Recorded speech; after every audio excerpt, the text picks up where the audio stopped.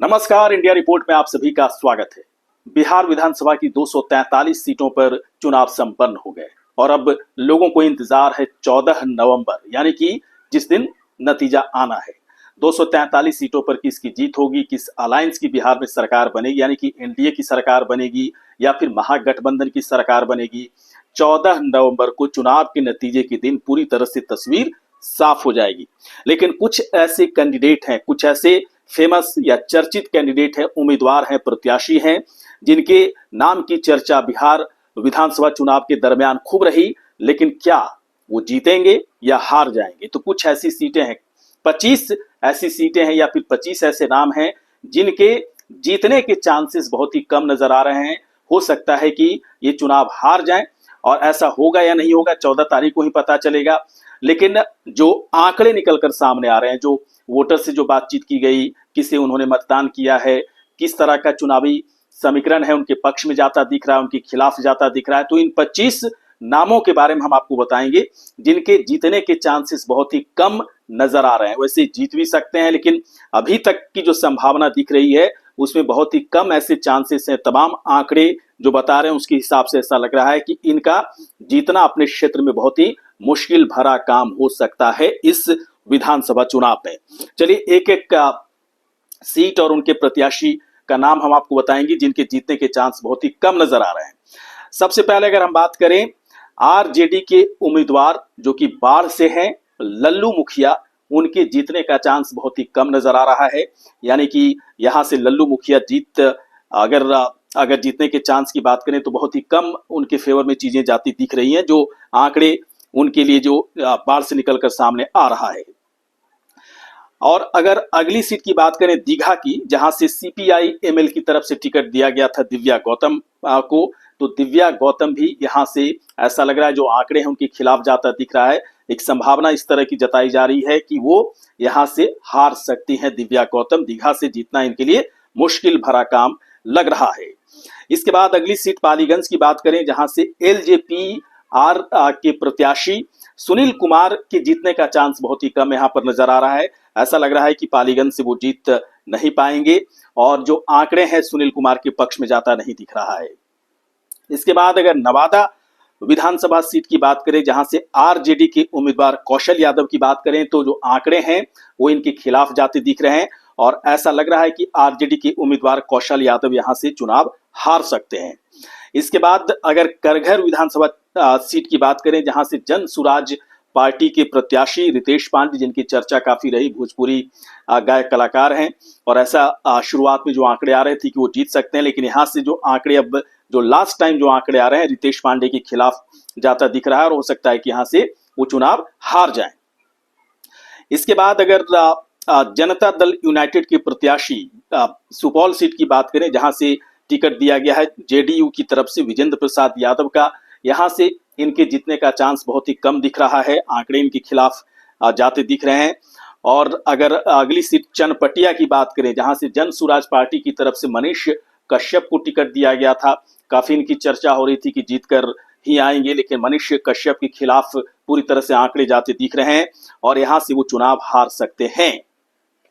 अब चलिए ओबरा विधानसभा सीट की बात करें, जहां से आरजेडी के उम्मीदवार ऋषि कुमार की खूब चर्चा थी और पिछले बार यही जीते भी थे, लेकिन इस बार उनके जीतने के चांसेस बहुत ही कम नजर आ रहे हैं।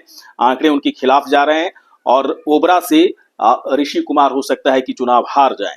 इसके बाद आरजेडी के उम्मीदवार, छपरा से आरजेडी के उम्मीदवार खेसारी लाल यादव के पक्ष में भी जो आंकड़े हैं, लास्ट टाइम की जो आंकड़े हैं वो पूरी तरह से उनके खिलाफ जाता दिख रहा है और यहां से वो हो सकता है कि चुनाव नहीं जीत सके। संभावना इस तरह की जताई जा रही कि वो हार सकते हैं। इसके बाद अगर हिलसा विधानसभा सीट की बात करें, जहां से आरजेडी की तरफ से शक्ति सिंह यादव को टिकट दिया गया था, लेकिन शक्ति सिंह यादव यहां से उनके लिए जीतना संभव नहीं लग रहा है और जो आंकड़े हैं, जो चुनावी आंकड़े हैं, तमाम तरह के जो समीकरण हैं, उसके आधार पर शक्ति सिंह यादव के बारे में कहा जा रहा है कि हिलसा से वो नहीं जीत पाएंगे। उनका हारना ऐसा लग रहा है कि तय माना जा रहा है। एक संभावना, एक अनुमानित इस तरह की चीजें लगाई जा रही है।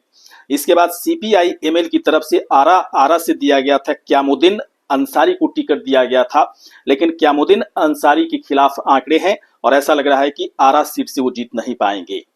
इसके बाद अगर बेगूसराय की बात करें, जहां से कांग्रेस की तरफ से टिकट दिया गया था अमिता भूषण को, यहां से उनका जीतना संभव नजर नहीं आ रहा है।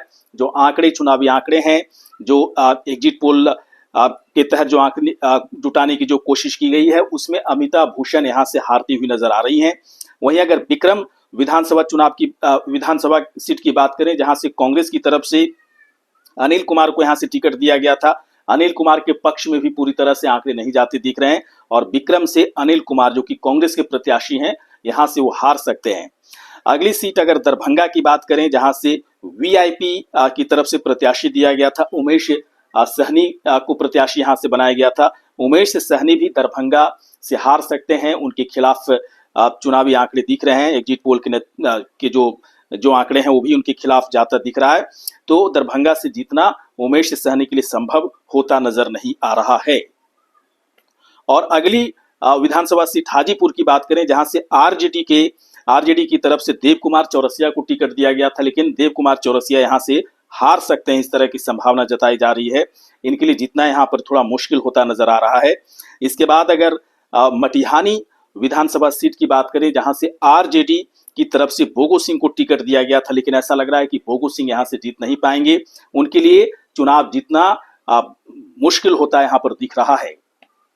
इसके बाद अगर पूर्णिया सीट की बात करें, जहां पर कांग्रेस की तरफ से जितेंद्र कुमार को टिकट दिया गया था, जितेंद्र कुमार भी इस सीट को निकाल पाएंगे, बहुत ही मुश्किल लग रहा है। आंकड़े उनके खिलाफ जाते दिख रहे हैं, वो हार सकते हैं यहां से।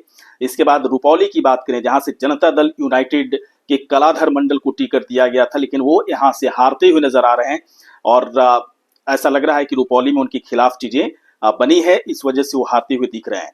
इसके बाद रजौली से जेजेडी के प्रकाशवीर की चर्चा काफी, चूंकि अभी तुरंत ही आरजेडी को उन्होंने छोड़ा था। इसके बाद जेजेडी की तरफ से उनको टिकट दिया गया था प्रकाशवीर को रजौली से, लेकिन वो जीतते हुए नजर नहीं आ रहे हैं। वैसे काफी मजबूत उम्मीदवार के तौर पर रजौली में है, लेकिन इसके बावजूद उनके पक्ष में आंकड़े नहीं दिख रहे हैं।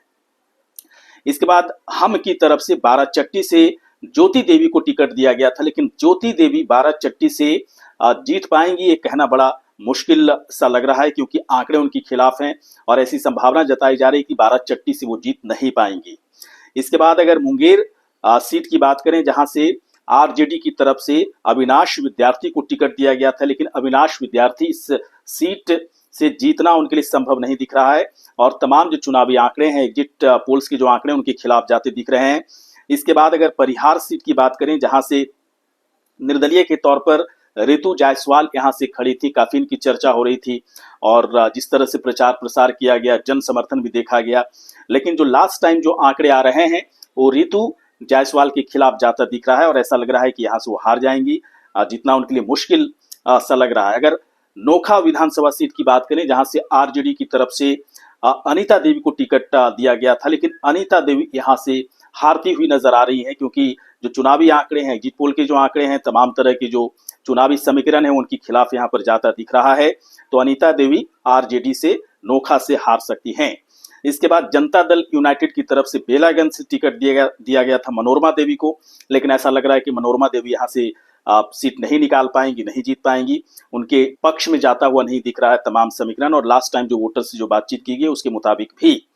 इसके बाद अगर आखिरी सीट बक्सर की बात करें, जहां से कांग्रेस की तरफ से संजय कुमार तिवारी को टिकट दिया गया था, लेकिन यहां से कांग्रेस का जीतना बक्सर से बहुत ही मुश्किल सा लग रहा है। तमाम चुनावी आंकड़े, एग्जिट पोल के आंकड़े, जो चुनावी समीकरण है, जो माहौल है, जो उम्मीदवार के बारे में जो जनता की तरफ से जो फीडबैक है, उसके आधार पर बक्सर से संजय कुमार तिवारी का जीतना मुश्किल भरा काम लग रहा है, यानी कि वो सीट नहीं निकाल पाएंगे। तो 25 ऐसे नाम हैं जिनके बारे में चुनावी आंकड़े, एग्जिट पोल के आंकड़े, स्थानीय लेवल पर क्या उनके प्रति फीडबैक है, जनता से पूछताछ और तमाम जातीय समीकरण को आधार बनाकर इसे निकालने की कोशिश की गई है। और ये आंकड़े हो सकता है कि 2-3 नाम आगे पीछे हो सकते हैं, और चुनाव के नतीजे चूंकि 14 नवंबर को आना है, तो मानकर चलें कि उसी दिन जो नतीजे आएंगे वही असली तस्वीर निकलकर सामने आएगी। लेकिन इस तरह की संभावना जताई जा रही इन 25 सीटों पर कि इन 25 नामों, जो 25 नाम को बताया गया हमारी तरफ से, इनका जीतना इन सीटों पर बहुत मुश्किल सा लग रहा है, क्योंकि चुनावी एग्जिट और तमाम जो चुनावी समीकरण के जो आंकड़े हैं इनके खिलाफ जाते दिख रहे हैं। लेकिन आपको क्या लगता है कि इन 25 सीटों पर या फिर ये 25 जो नाम है क्या जीत सकते हैं, और या फिर इनकी जगह कौन जीत सकते हैं, कौन हार सकते हैं? अगर ऐसे कोई नाम आपके ज़हन में चल रहे हो तो आप कमेंट बॉक्स में जाकर अपनी राय रख सकते हैं। ये वीडियो आपको कैसा लगा? अच्छा लगा हो तो तुरंत आप हमें सब्सक्राइब करें, लाइक करें, शेयर करें और साथ ही साथ आप कमेंट भी कर सकते हैं। नमस्कार।